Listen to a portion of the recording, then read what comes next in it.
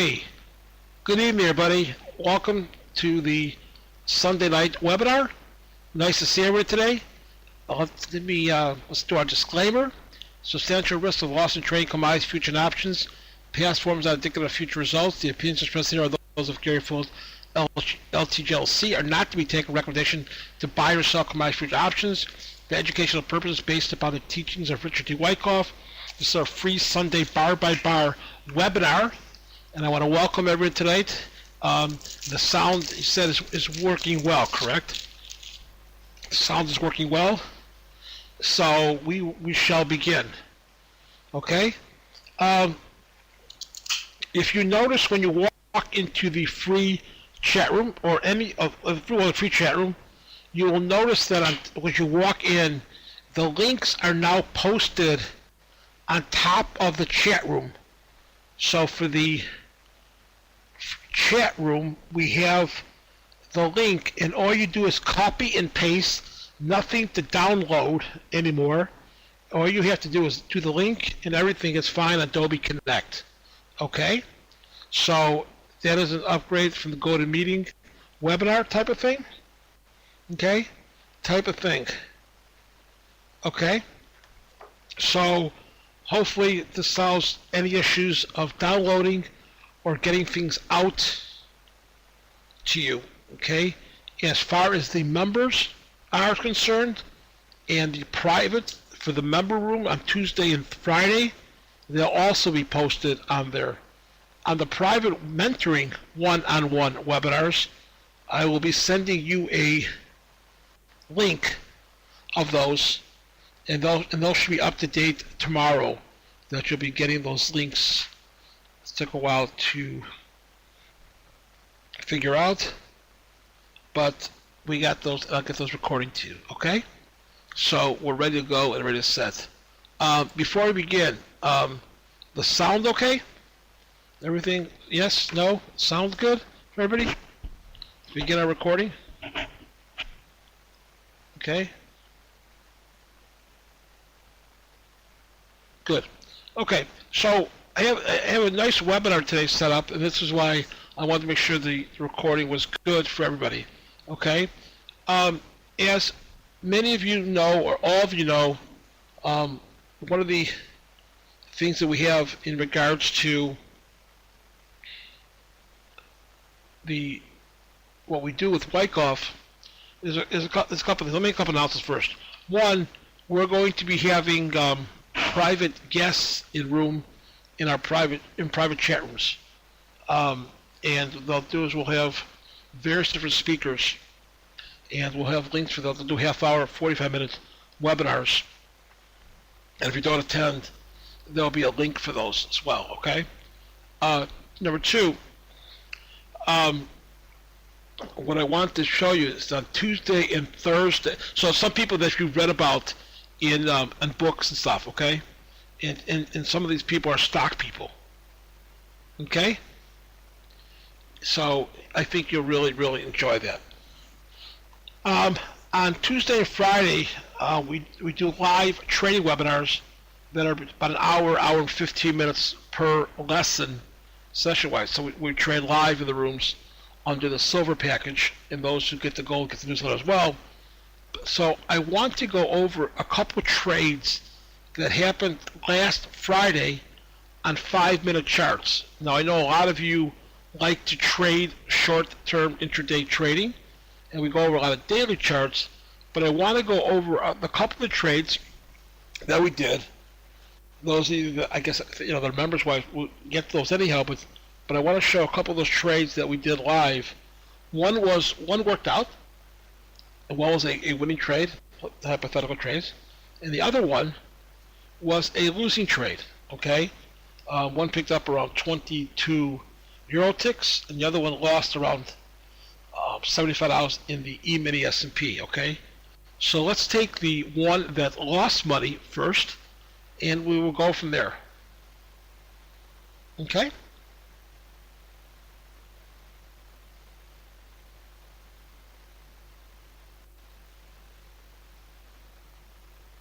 So here we go. So that would be the E-mini S&P. It happened to be on Friday morning. Okay, and we started late at around 9:30. Okay, so what's interesting, what's important to know is the reason for the trade and what happened with the trade and how to manage a trade in the nature. So this is something that's a bar by bar, but it's something that I think that you'll really learn a lot from.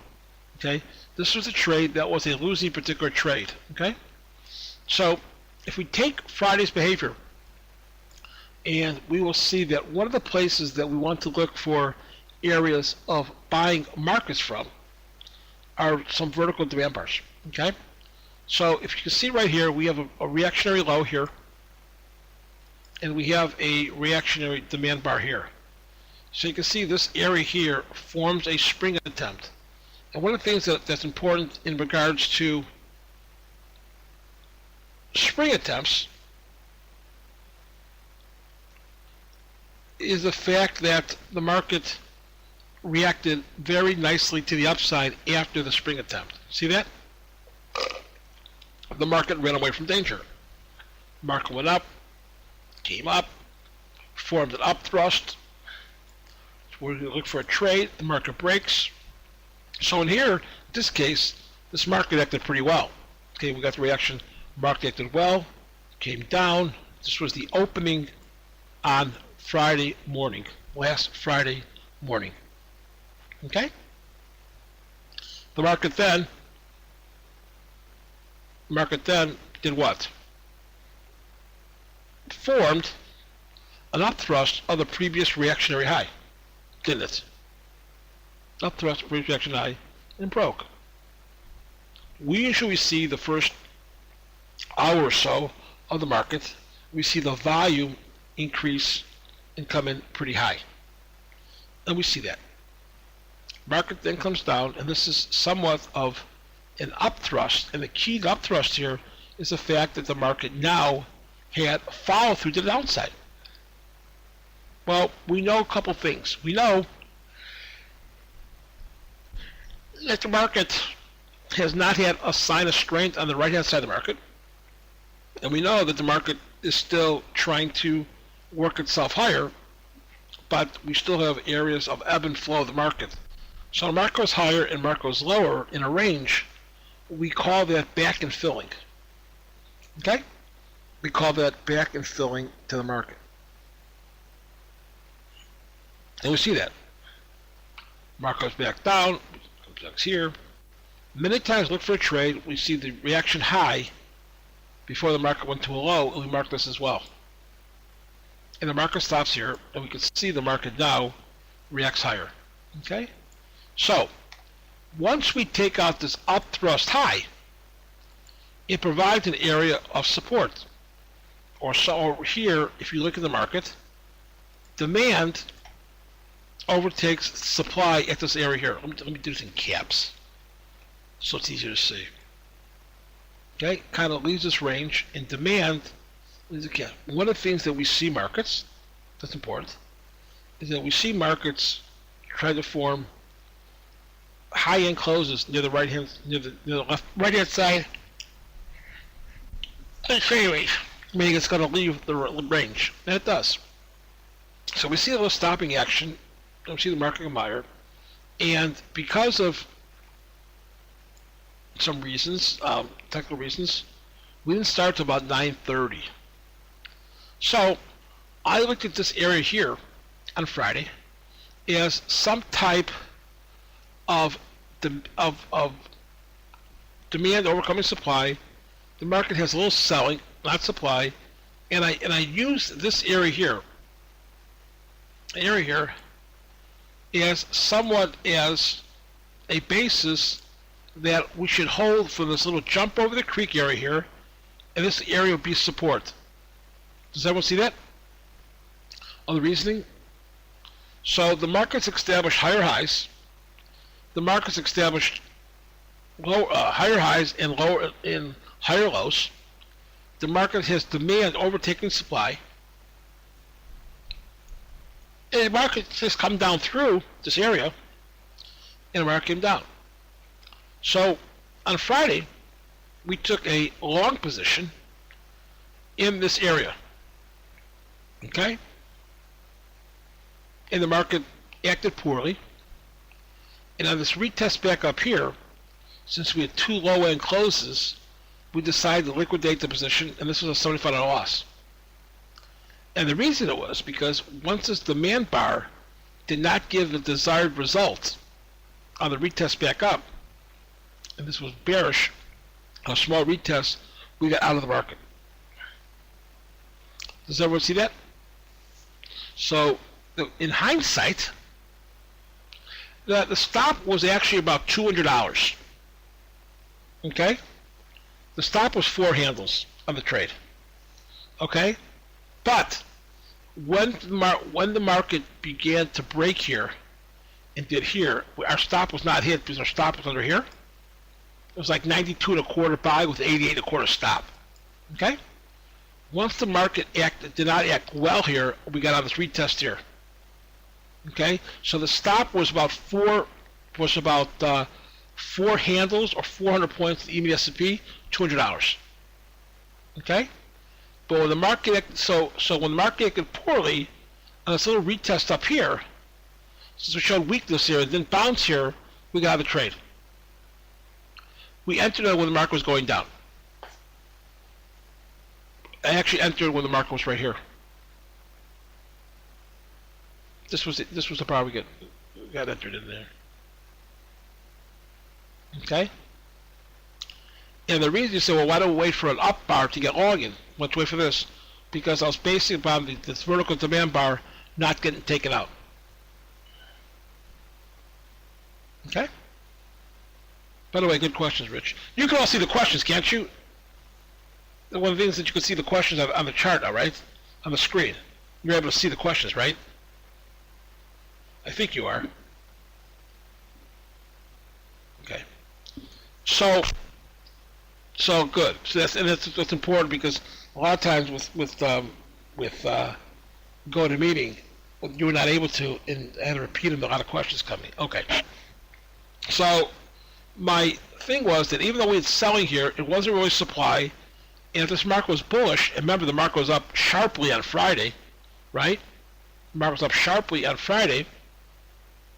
I was buying a market that was very bullish, buying the market back to the retest and the broken ice. So when we place stops, and we place them, say we're buying the market, and we place a stop underneath another vertical demand bar, under a vertical demand bar,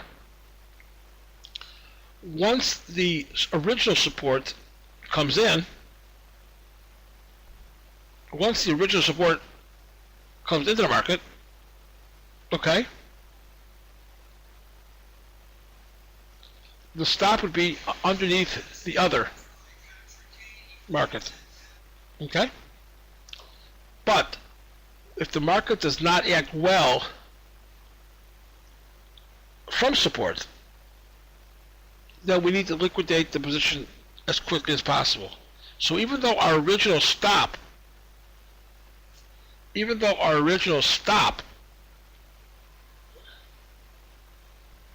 was $200, the market's behavior told us that we had to get out of the market. Does it make sense? Sometimes we can get into the market, and the reason area here, the reason is that here we have a demand bar here. Let's go back here a little bit. So the retest of the demand area also formed a spring, didn't it? So the trade would be to enter here with a stop under here. Okay, here, and this was a very successful trade, wasn't it? So the same reasoning here. Market coming back down to support, and the market now has established more of a higher high, higher low situation. The reason was to buy that market back to where the market was at.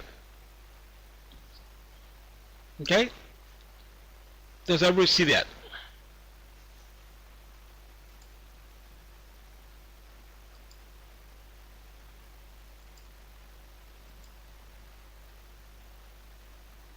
Good. Okay. So the market came back down, market got poorly, Market came up, low end close.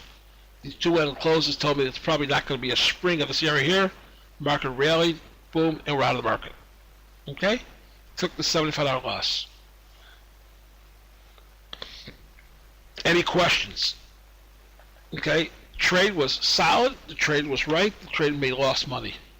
When I mean the trade was right, meaning that your trade had the reasons to have a trigger a particular trade. What time frame do you recommend for beginners, tick or chart? Tick. Well, I recommend charts that it's a personal choice. Okay, if you're asking me as a beginner what I think is the best way to make money, I think the less trades you make as a beginner, and the better setup that you have, you want to have a degree of success in trading. So the smaller time frame that you go to, most likely the less success that you'll have. Okay? Because you get caught up in a lot of noise. Okay? You get caught up in a lot of noise. Okay? So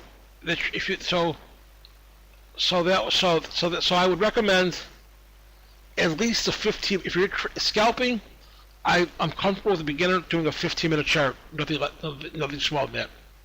My preference is a 60-minute chart, but a 15-minute chart I think gives you a very reasonable risk reward.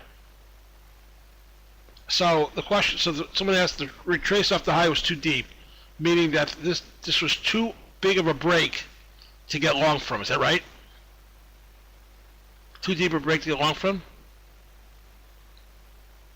Okay. Now remember, the market was sharply higher on Friday, and remember that the market was in a strong position to the upside. Okay? If you remember here, the market came around here, formed a range, and we had a very similar situation here, where the market was well off the high as well too. Okay? And this market gave you a successful trade.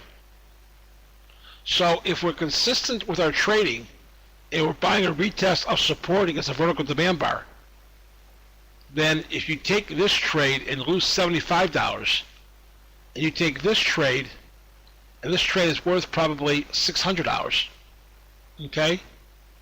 That's the thing about picking particular trades, okay? So yes, this trade was not a successful trade, and yes, this trade was one that this particular area ended up to be somewhat distribution for a breakdown to the lows again. How do you know this market here won't form up and make new highs? The trend is up. That's what you would expect to happen. In fact, as a matter of fact, the market did eventually do that, by the way. Okay? Yeah, okay. I can grant the poor close here. Okay. And I can say that, and then you get a poor close here, you get a poor close here, and you get a poor close here. So if I'm consistent, I'm buying this, and I'm buying this. Okay? So again, trading many times is a personal decision, but for me to buy a market where demand overtakes supply in that area, it's a proper trade.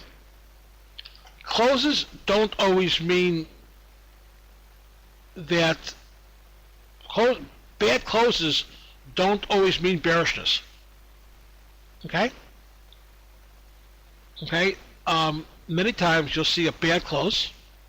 Here's a new low close for the move, and gave you the biggest market. Well, this retrace here was from 91. This was 91. This was 700 handles, 700 points. This retrace was from 89 to 92, same retest, 700 points. So the retrace from here to here was the same from here to here. In fact, is the market stronger?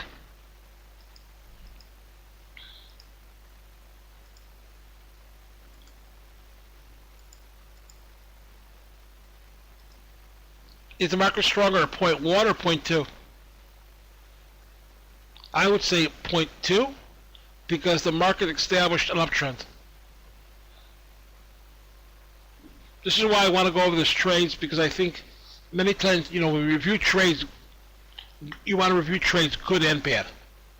So in hindsight, yes, these were sloppy closes, and I will give you that. But I also know that not all times the closes without supply came in. So when I look at this market in real time, I think this market is not a supply bar. Okay? Selling bar, yes, but not a supply bar. And I thought this would be a spring and less volume. The market did go higher, but we got out of it because it did not act well here. And boom. So on a 5-minute chart, you can't wait around for closes 3, 4, 5, 6, 7 times. You have to be you have to run quickly on a short-term chart. Okay? Why not a supply bar? Because supply bar will be heavier volume than that. As a matter of fact, the market's volume actually was lighter than the last selling. Remember, the market was up 2,500 points.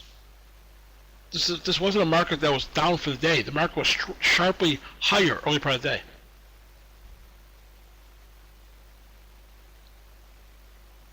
Why do the white bars signify a lot of disagreement between the bulls and the bears? The large bars indicate that maybe longs are getting out, and shorts trying to enter the market. Okay? I mean, realize, let's just do this. Realize that when you hit the market here, this is what I was dealing with. Enter it here. So I gave it a whole shot. Now the question is, does that look like distribution to you? So let me just get back, and so I showed you the answer, but I hit this one. Does this look like distribution to you? I don't think that it looks like distribution to me. If this bar volume was higher, this volume was like basically like this, if the volume was up here, then I would say this is on the right hand side weakness. Okay?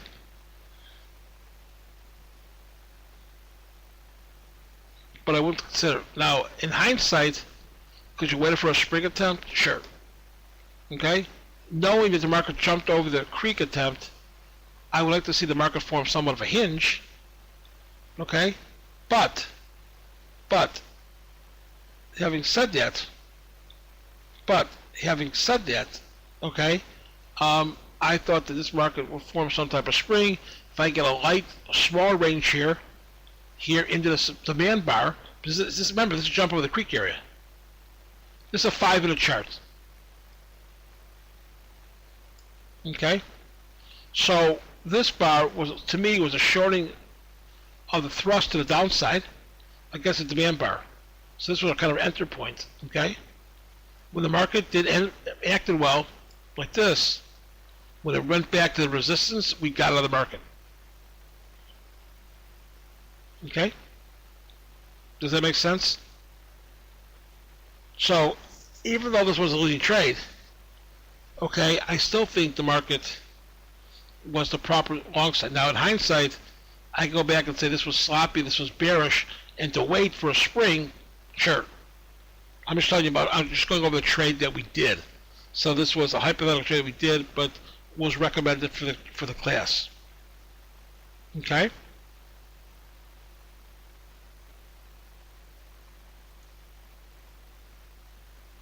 Okay. This is a trade, okay, also, that the market also had a spring of a demand bar, didn't it? So had we been trading in the market, okay, this was a trade that you could have been taking in the spring as well too. Okay? So if I'm consistent, so Gary, you keep buying springs in the market, well, I'm looking at this as cause, that this cause was not used up by the rally here. Okay? So if I take this all as a trading range here,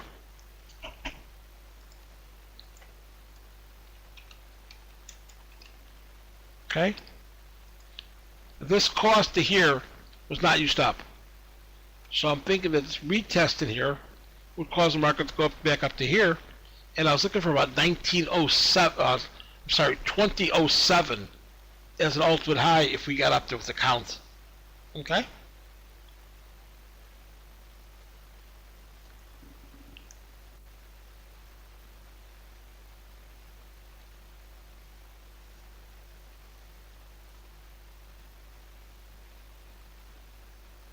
Then the market down. This obviously was stopping action here. Okay. Market retest all the way, and wow, we rallied. Okay. So that was a losing trade, but the trade went from a $200 stop because of poor action. Get out now. This is something that's really important. Okay. Just because you put a stop in a particular market, that doesn't mean that that stop becomes a sitting duck. If I'm buying support of a market, and the market does not react on a 5-minute chart, a couple ticks. Okay? If I'm buying the market, and 3-4 ticks go by, and the market does not reward me from running away from support or running away from resistance, I need to run away from that trade. Okay? Make sense? If the trade reacts immediately for me, then I keep the trade. Okay? Any questions on this chart? By the way, here is an example of shorting of a thrust and an up thrust. Right? You can clearly see the volume here was fairly high. Okay? Relative. Let's see.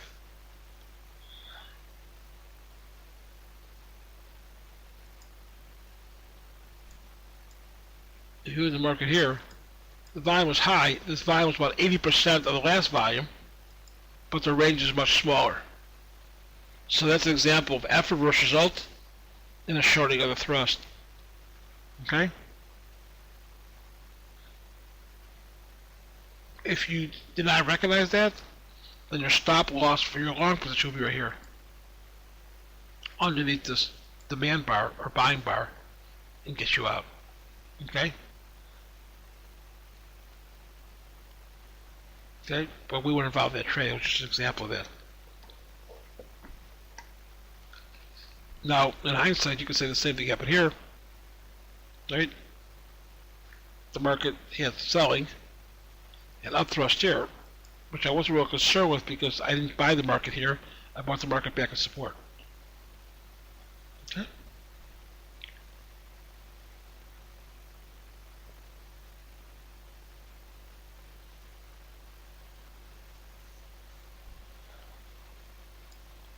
Successful spring. So this is another example of market here.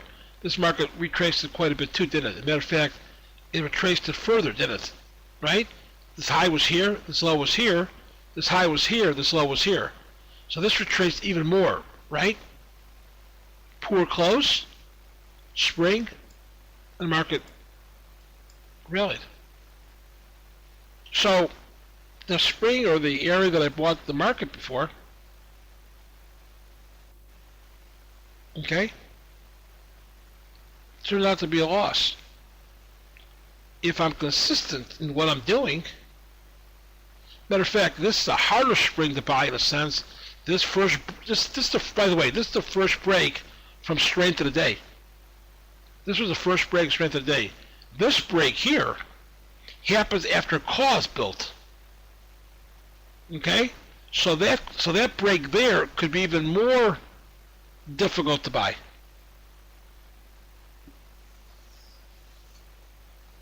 Okay?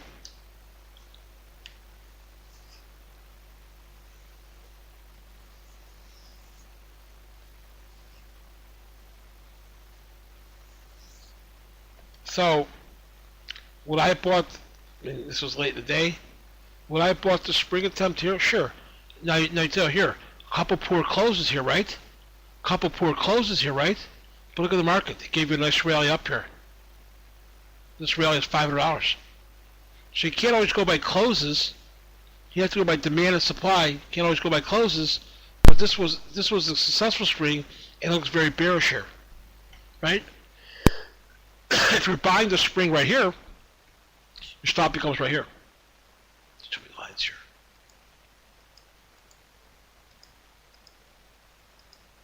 Okay? So if you're buying the market, your stop's under here, you're okay.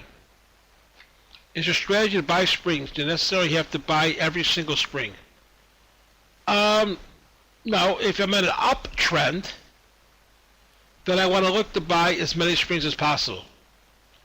If that spring comes with supply, then I want to wait for the market to maybe stabilize. Okay? By the way, it's not my strategy. Okay, it's Wyckoff's teaching. So this has nothing to do with Gary. Okay? So the reason why you want to buy springs, okay, in uptrends, is because once a spring does that, the odds are in an uptrend, the odds of making a lower low after a spring is not likely, right? Because the market makes a spring and then it makes a lower low, then that's a spring that will fail in an uptrend. And we don't expect springs to fail in uptrends, do we? What springs do, springs go there in the bull market and they make new highs. So buying springs in markets that are bullish or uptrends is the proper trade.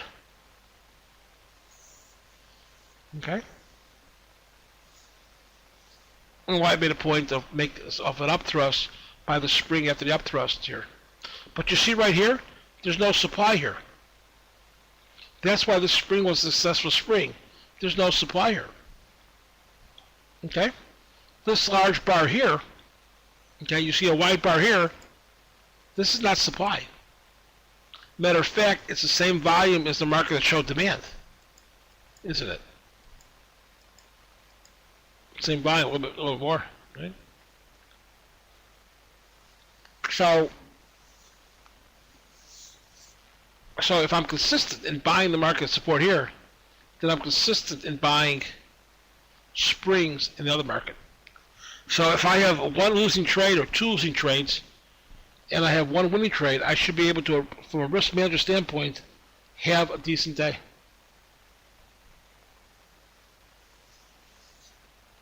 This adverse result here, on the spring here,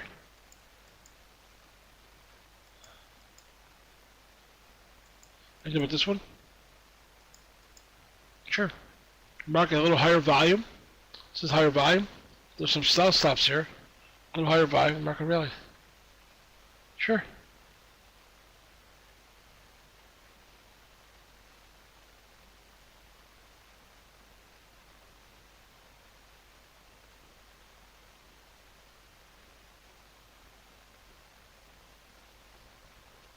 Sure.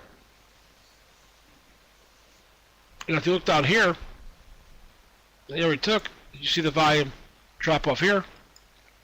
Okay? This one didn't work out. So, if I'm consistent and I lose money on buying the retest to jump over the creek, but I'm buying every spring afterwards, then I may have one or two trades out of 10 or trades out of 3 out of 10 or whatever that end up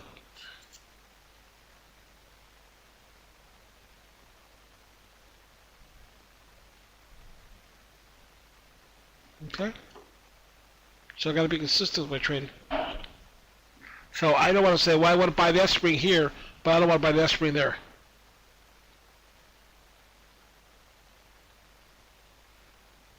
Consistency in any business you do is a very good, viable option to do.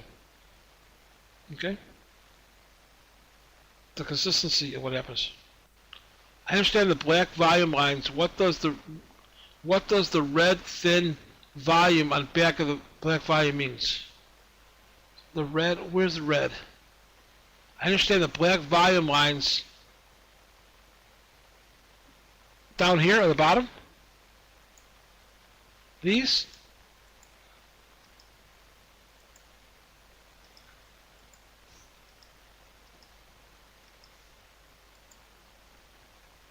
Nothing. I was just showing you where they lined up with the volume bars, with the bars up here.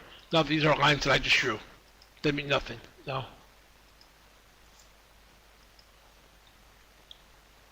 No, they're nothing. They're just technical points. Did I point out to you, or to show you where the bar reaction was? I'll remove them.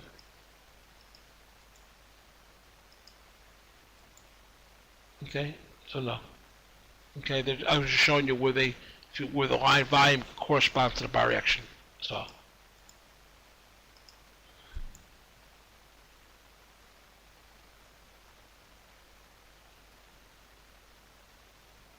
Okay.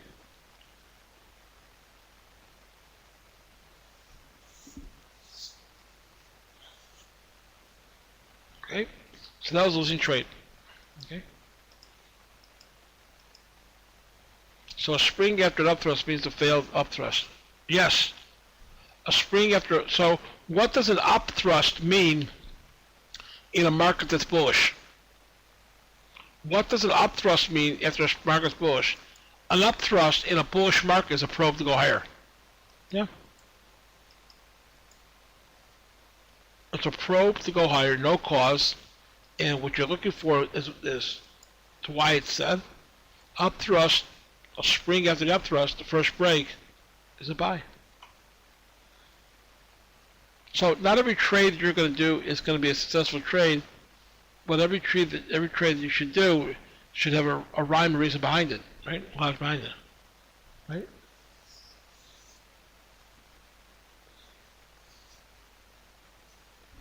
Okay.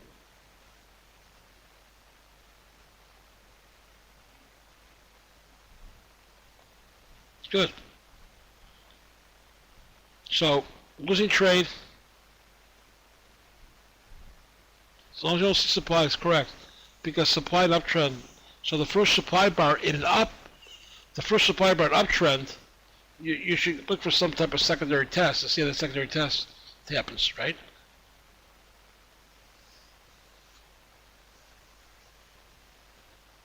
Right?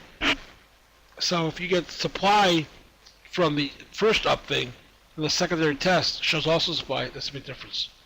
Okay? So that was a losing trade. So you could beat me up. So that was a trade. Now for the winning trade. Several people took the trade, so it was good. Same 5-minute chart. So this is what we do on our Tuesday and Thursday.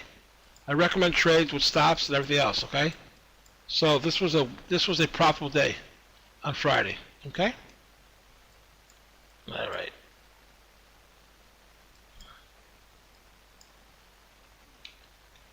So I have to consider the background of the market. So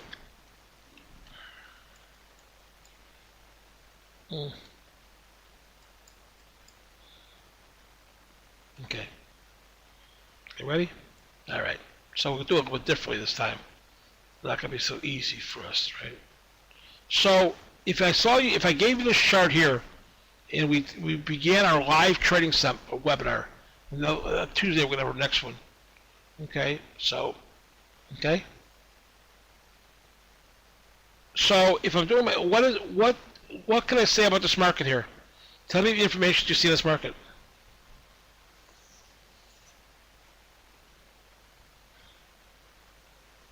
And the background is negative, correct? Market's making consistently lower highs and lower lows, right? Good, absolutely.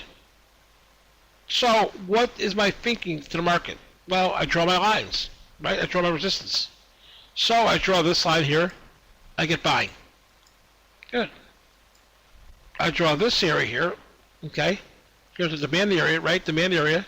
I want to draw it here. It corresponds to me as a low here, and I look at this. So those are the lines that I'm drawing at this point in the market. Okay, this was a poor reaction. This was a poor reaction to a potential retested demand bar. Everyone see that? What do I mean? What do I mean weak? In this case, the market closed, the low end closes without making upside progress. 2 bars to break, 5 bars to rally. Okay?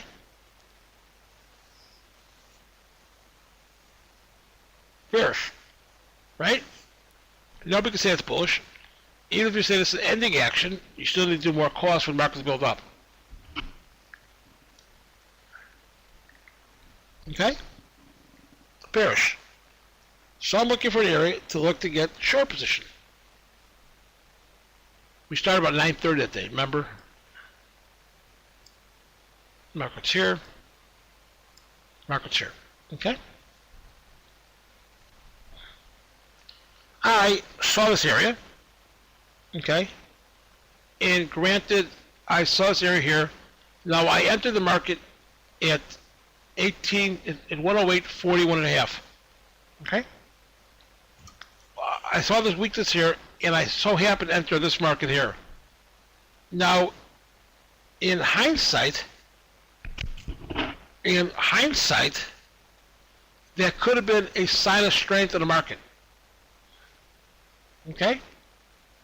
Remember, I'm in the trade live, so I'm trading this live. So I don't have hindsight. I have, like, stuff that's really happening.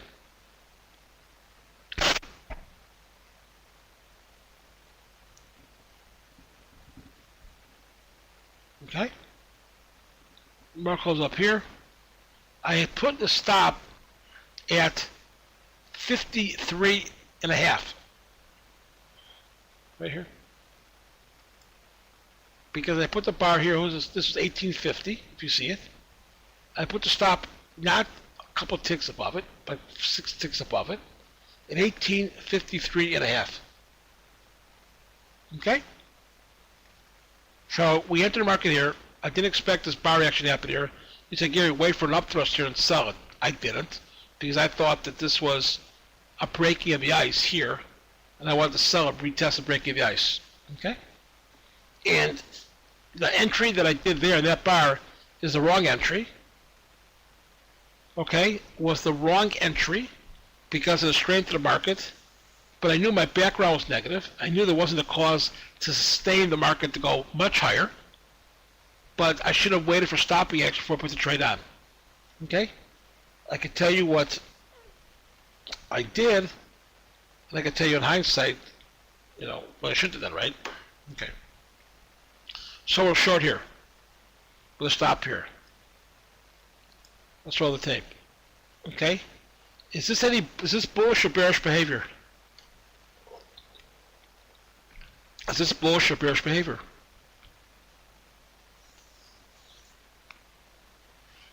Well, the market went up to a vertical supply bar, a vertical selling bar.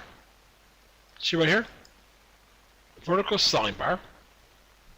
Market here, and the market shows stopping potential here, stopping behavior, right? After first result, volume was, okay?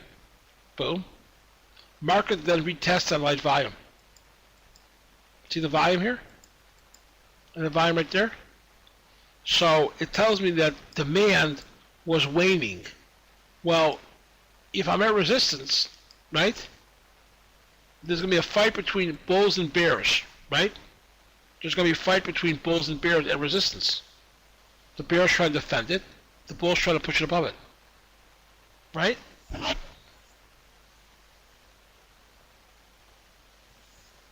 Okay. So, remember my stop is here. I'm in the trade. Boom.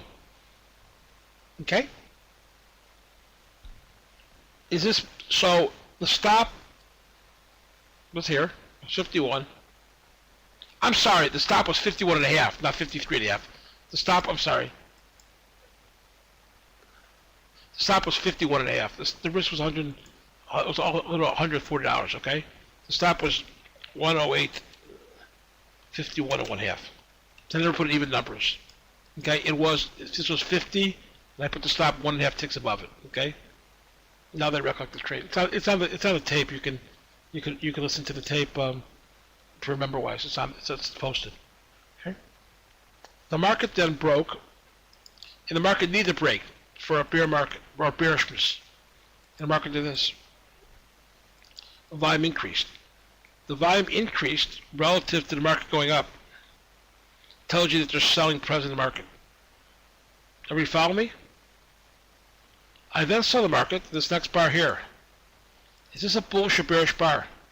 The last bar. Is this bullish? The last bar here. Is this bar here bullish or bearish? Potential spring but negative background. Good. Excellent. Great point. Potential spring but selling in the background in bearish market. So what happens in a spring in a market that downtrend is bearish? They fail, correct? So the stop loss order above that high should be okay, right? The stop loss order here should be okay. If the market takes out this demand, the selling bar, then the market, this could be market going higher. Good point. Okay? But something else about this bar. So compare the volume of the last two bars and tell me is this bullish or bearish from an effort versus result standpoint. Okay? From an effort versus result standpoint, tell me that's bullish or bearish. Are you ready? The volume is just about as high, right? And talk about the ranges, is that bullish or bearish?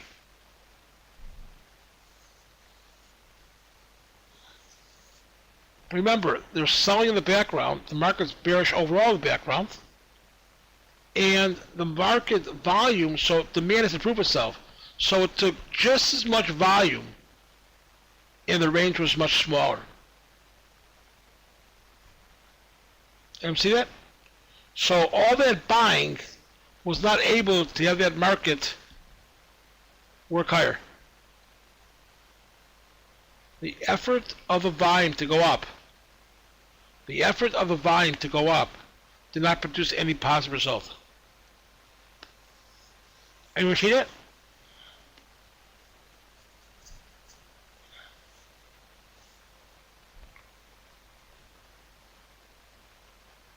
Good.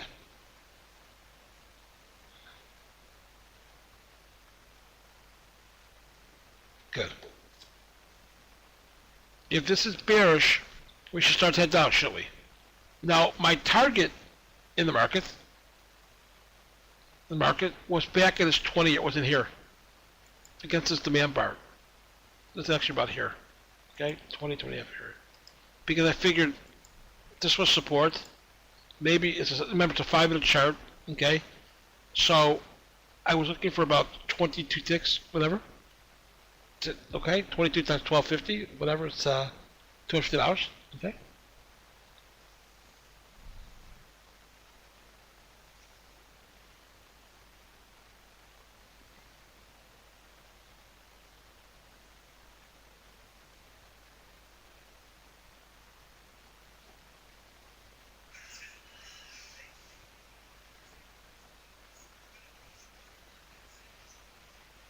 Okay?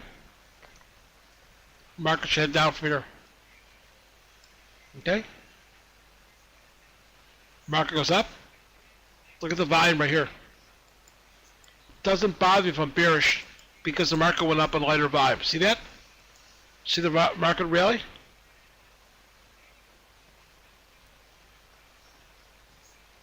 Okay. Market went up, volume was light, indicating demand. And look right here. This is, to me, it's like the kiss of death bar for the bulls. See this here? Market increases, an increasing volume. Tells you there's selling in the market.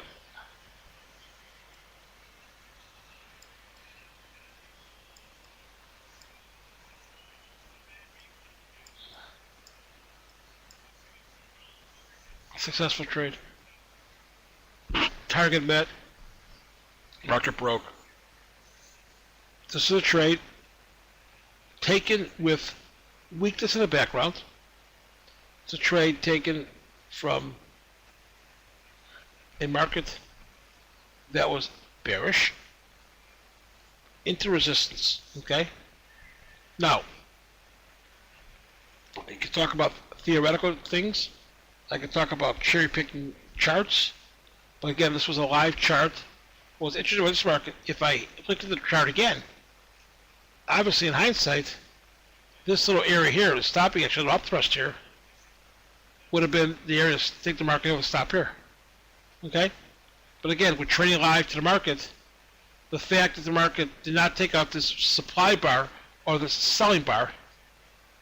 Okay, that was it. So, Rich, great question. What made you get out of support for Shirley to run?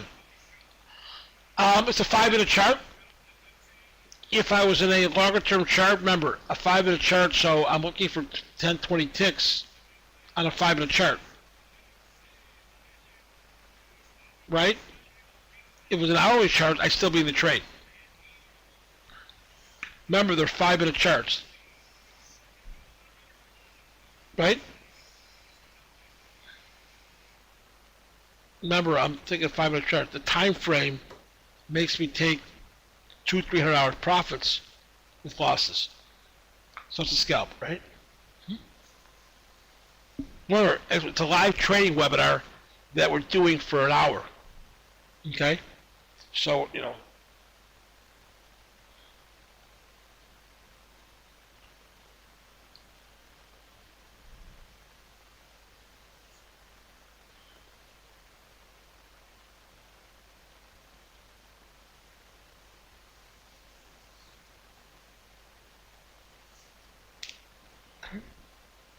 So this one met the objective, and obviously just killed demand.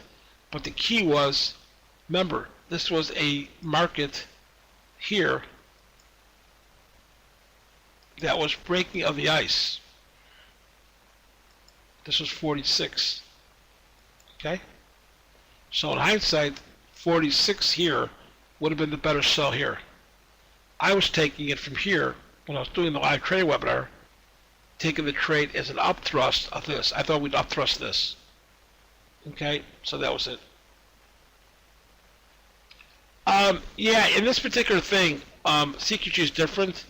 It runs it, the currency, it runs the currencies. It takes it from the day opening in Chicago, it used to, and they run it differently, right? So the half hour, the hourly on the E-mini, because the E-mini opens up at 8:30 Chicago time, and then they reopen at 5 o'clock. So you got to do a 30-minute chart.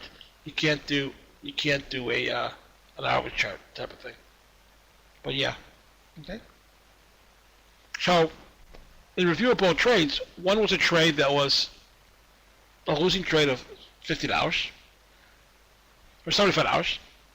The other trade was a trade of $250. So we take up both trades. The net effect was what, $175 on two trades, on two 5-minute charts for an hour. It's not a bad hour work. It's about what an attorney makes, right? I don't know. What happened? Okay. So, even the S&P was an uptrend, buying retested support, failed, did not make money. This is a market that retested resistance, trade that was successful, they made money. Both would trend, both an area, one was an area of support, the other was an area of resistance. Any question on the two trades?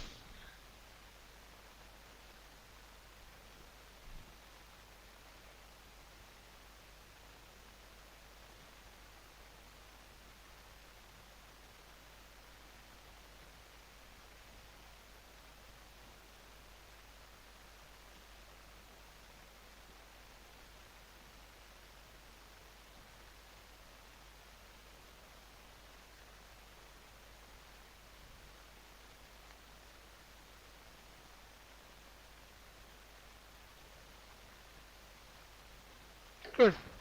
It's a video that live session posted. Yes. It's on the member section. Yes. Yes. So if you have the silver package and above, yes. And I've been doing a lot of bar by bars for the newsletter also, which people really like. So I've been doing bar by bar of taking breakdowns too for the next day, which worked out well. But yes, it's posted. Would you recommend the beginners trade currencies or E-mini currencies? The currencies tend to trade more in trend than the S&Ps, okay? Because it's a bank market per se. So if the currencies are trending down or up, I believe there's a little bit less risk, and they trend a little bit better. But yes. Yeah, no, less per tick. Some are, yeah. Well, the E-mini is $12.50 per tick. Yeah, they're about the same tick.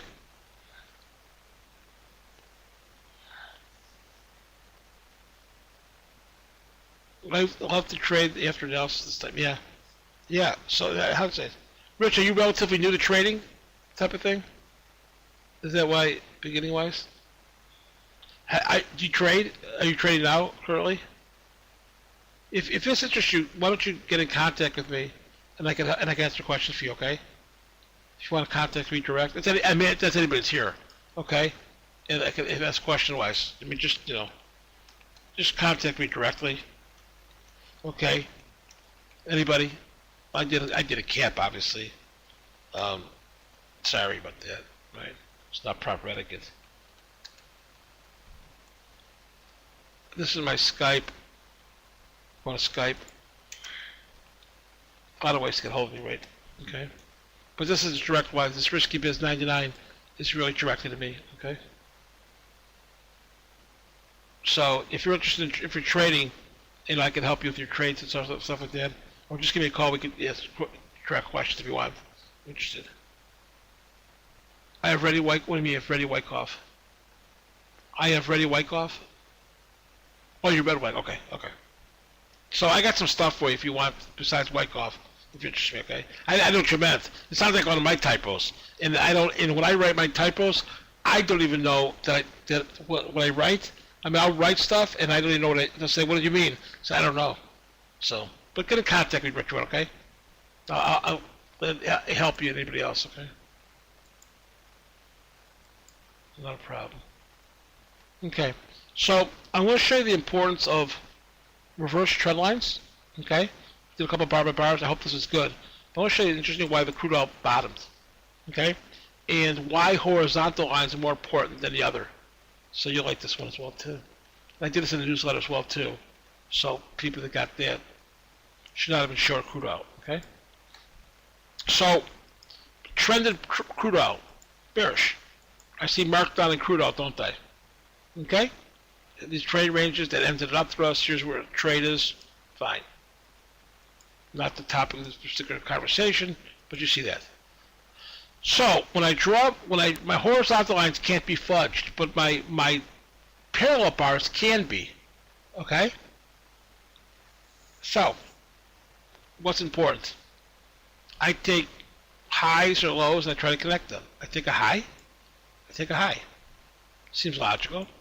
I draw a parallel across. Okay? And I try to find a market that maybe does that. Okay?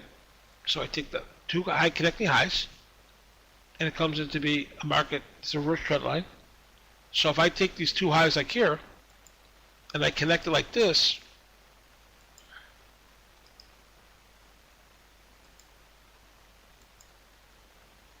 most people will say that's a logical downtrend. Right? It's logical, right? You're just drawing one line from a technical analysis, take the reactionary highs. But I know Wyckoff, I can't leave on without it, so I have to put a vertical channel, or a parallel channel. Take that, and I find it across, keep going across. That doesn't make any sense. And I find the bar, voila. Makes sense, okay? But that's not necessarily the line that's one of the lines I could draw. Remember, I said you could fudge it. If I now take lines from reactionary lows, I get this. Take my parallel line across. Okay? So if the market's making lower lows, I just take a parallel line and boom. Okay? This is here, it's reaction here, reaction here. Okay? So in a sense of crude oil, for example, you can see that the market was bearish, went to an oversold condition.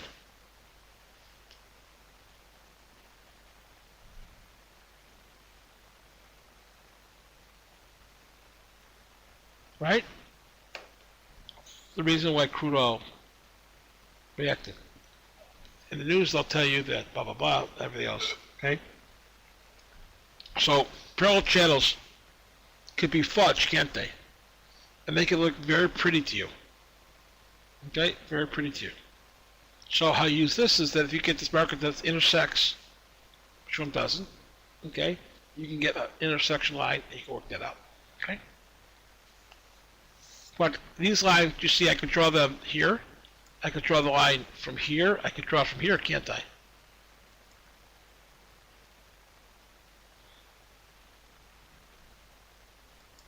Okay, so I'll take it. So I take from the highs. This one works as well too, doesn't it?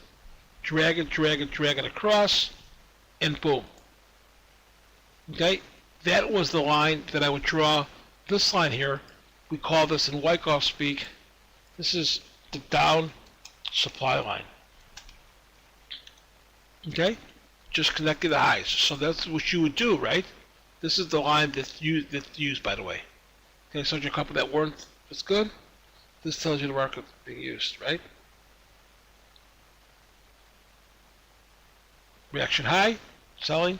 Reaction high, selling. Up thrust, selling. Anyone see that? The market, this is the line, by the way, this line I drew in the newsletter. Okay? The line right here, the area, right here. Is this a breakout to the downside, or what's this bar represent here? Anybody? When you draw this channel, Wyckoff-wise, is that a breakout to the downside? Anybody?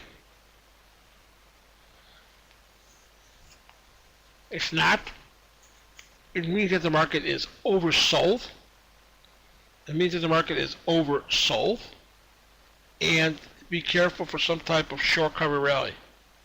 Even though the market is bearish and cannot be bought, even though the market is bearish and cannot be bought, you have to be very conscientious that if you want to let the market run, if the market gets above, at this point, market makes a low here, if the market's above this point, you need to be out of your longs. Shorts, rather. Once this market takes this bar out, you need to be out. This bar here, okay? Breakout would be better, wider range. Breakout, horizontal-wise, right, with supply on the right-hand side would be the breakout. Right? Sideways action, side of strength, side of weakness, side of strength, and right-hand side. Okay? This is an oversold condition. This is the reverse trend line.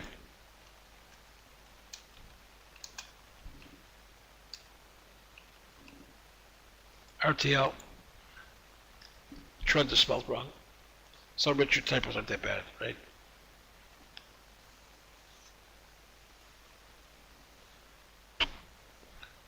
Boom. Probably come back up to 35 area. Logical. For crew to get up there. Okay. That's where that came in. Is this short cover rally? It's a short cover rally, yes. No cost to sustain it. Market was oversold. Oversold condition, the market went up. Yes, it's a short cover rally.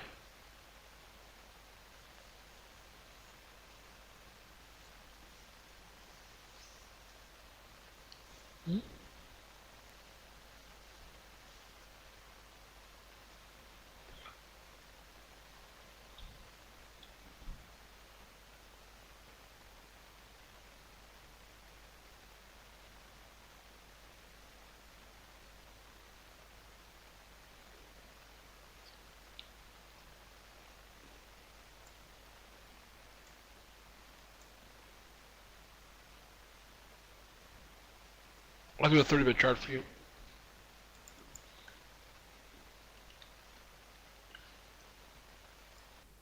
Let me 60-minute chart, rather. So a 60-minute chart, what do you have here? You have a market. This is supply, right? I'll put the 5-minute for you. This is supply coming to the market, right? Here. This was the bottom of a particular range. What's this here? What's this bar represent here? High volume, right-hand side of this trading range. What is this? Anybody? It's a sign of strength. right? I'm looking for a retest back and jump over the creek to buy this market, aren't I? Just like the stock market that has a losing trade on. I would have liked to bought this market on the retest to jump over the creek. I never got that. Okay? So SOS does save our ship. Or Tom's thing, save our Seahawks. Okay?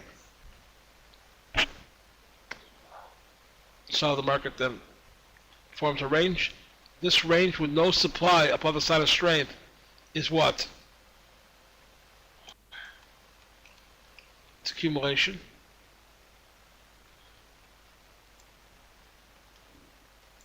Here.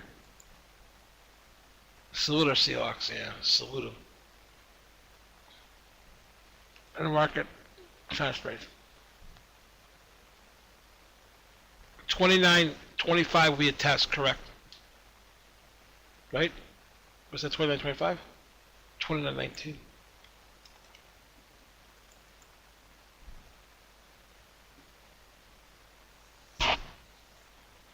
I know in Chicago, the suburb of Chicago, gas was $1, the suburbs, not the city, $1.54.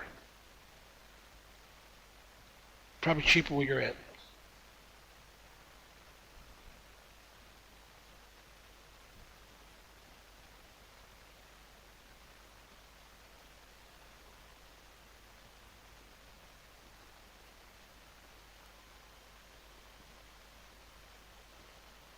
Okay.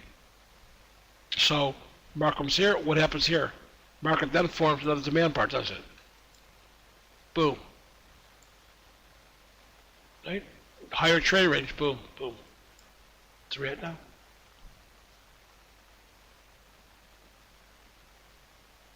So if you look at the 60-minute chart, your buy is around 29.19, 29.15 area, and your stop becomes $1,000 stop. A little bit too long, but technically that's where it should be. So if the market comes back down here again, and next week, expect it lower, but you may get anywhere in here through the market, should hold up on support.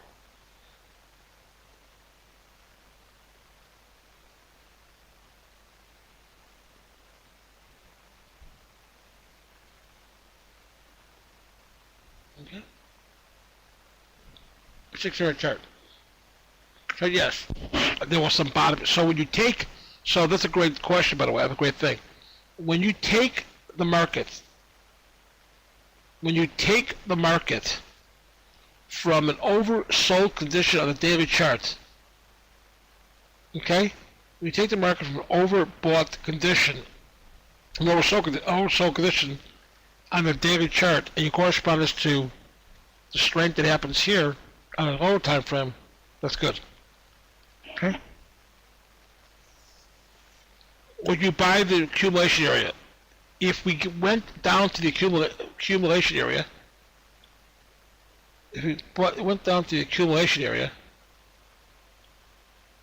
and we did not get supply, the answer is yes. If the market was down with supply here, the answer is probably no.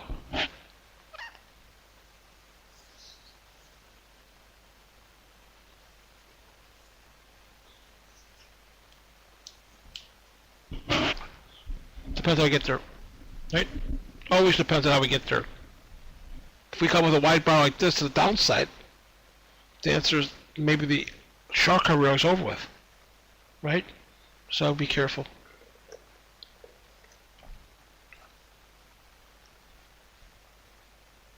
Okay. Excellent. Questions? Stock market going to next week. Let's do a daily chart so we get kind of come full circle a bit, right?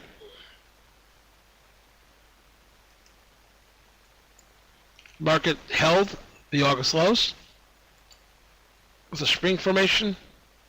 We want to see if this is true demand. See what the volume does. Volume kind of dropped off.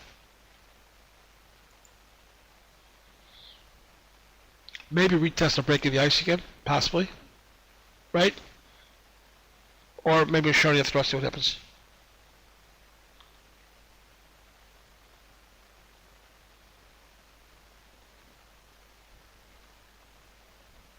We'll see. Okay. We'll see. Any questions? I hope that the trades, I mean, they were done live, okay? So, in hindsight, yeah, maybe something different, blah, blah, blah, blah, blah, okay? But the thing about trading live, you got one shot to get it right, right?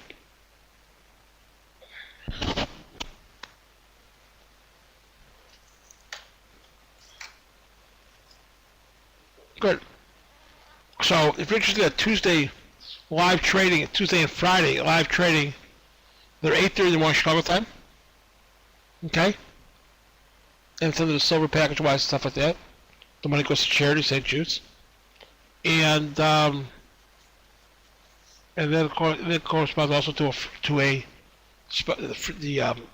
member Wyckoff principal on Tuesday night as well too. So interested. Best Sunday class yet, Gary. So do you like? Oh, I review the trades because it happened.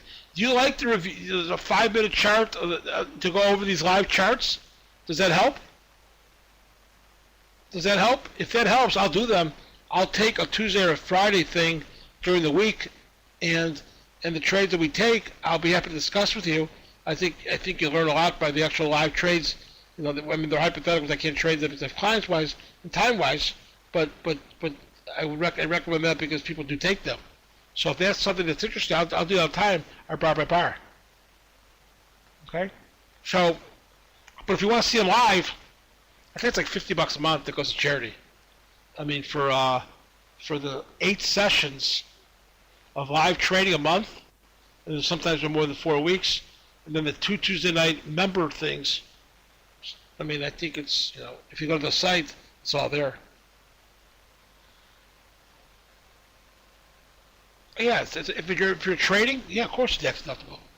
If you enter the trade, if you're trading, you put in your trading thing, absolutely.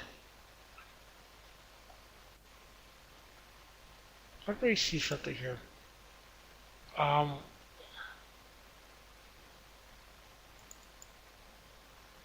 me just show you the other room that connects wise. Let me show this